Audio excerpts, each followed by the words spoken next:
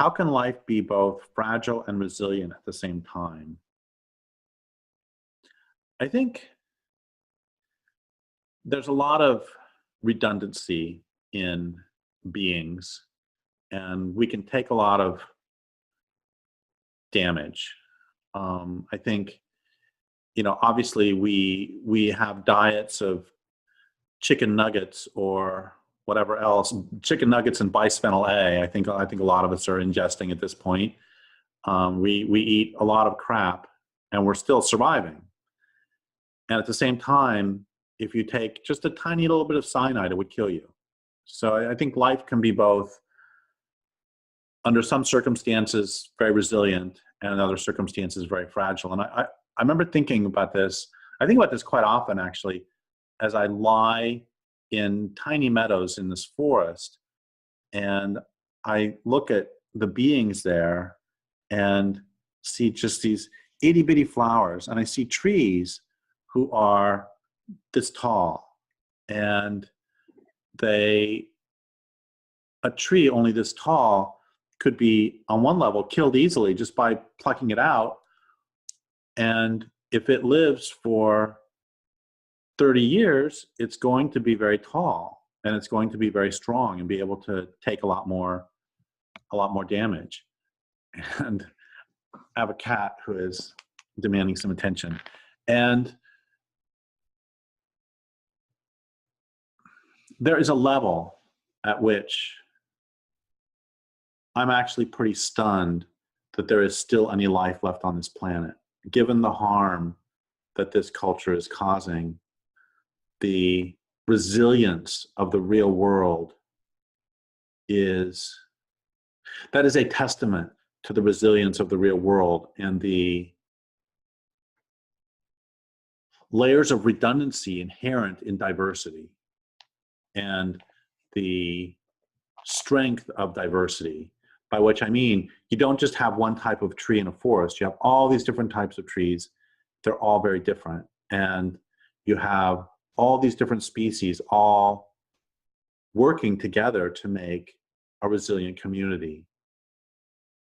It is true, however, that when you push these, they can break. And I wrote about this in Endgame, that it used to be thought a long time ago that basically 1 unit of harm, 1 unit of pollution causes 1 unit of harm, or 1 unit of clear cut causes 1 unit of harm. But that's not how it works at all.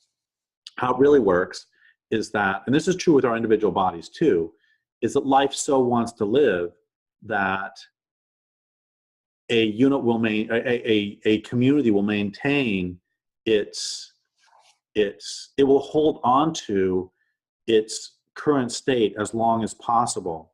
And so you can dump in pollution, you can do clear cuts, you can do that, and it is desperately trying to stay alive. And then at some point there will be one more clear cut, one tipping point at which the entire thing falls apart.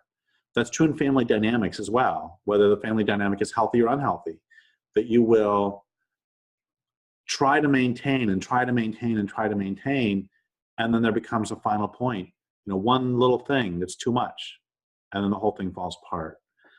And so there is a sense, just on that level, at which nature is incredibly resilient. And I always put an asterisk on that, because so often nature haters say, yeah, nature's so resilient, nature can deal with anything we dish out at it, and that's just an excuse to continue this culture killing the planet. But that's not how it works. What it is, it's incredibly resilient, just like a body. Just like, you could stab me. You could stab me here. You could stab me here. You could have me lose blood. You could have me lose more blood. And I'm not going to die. But at some point, I'm going to die. And there is a point beyond which the resilience fails, which is what we are seeing worldwide with the planet. And the greatest hope I have for the future is how much life wants to live and the resilience of the planet. We've talked about this before, that there are more than 450 dead zones in the ocean, and only one of them is recovered. And how did it recover? It recovered because the Soviet Union collapsed, making it so agriculture was no longer economically feasible along that part of the shore of the Black Sea. And it was left alone, and it recovered. It recovered so much that they have a commercial fishery now there. The point is, if you just leave nature alone, it's incredibly resilient. But that only works when you stop the primary damage. As long as you're not stopping the primary damage, it doesn't matter how resilient the earth is. So we can say the earth is becoming increasingly fragile, which is a horrifying, horrifying statement on this planet of billions of years of evolution to become resilient. And this culture has made it fragile. That's a stunning statement. And we will not always be able to say that nature is resilient, because at a certain point it becomes not resilient. And our task as sentient beings, and our task as members of the culture who are killing the planet, our task is to destroy this culture that is killing the planet and to stop it using any means necessary from killing the planet, so that who remains left on this planet can survive.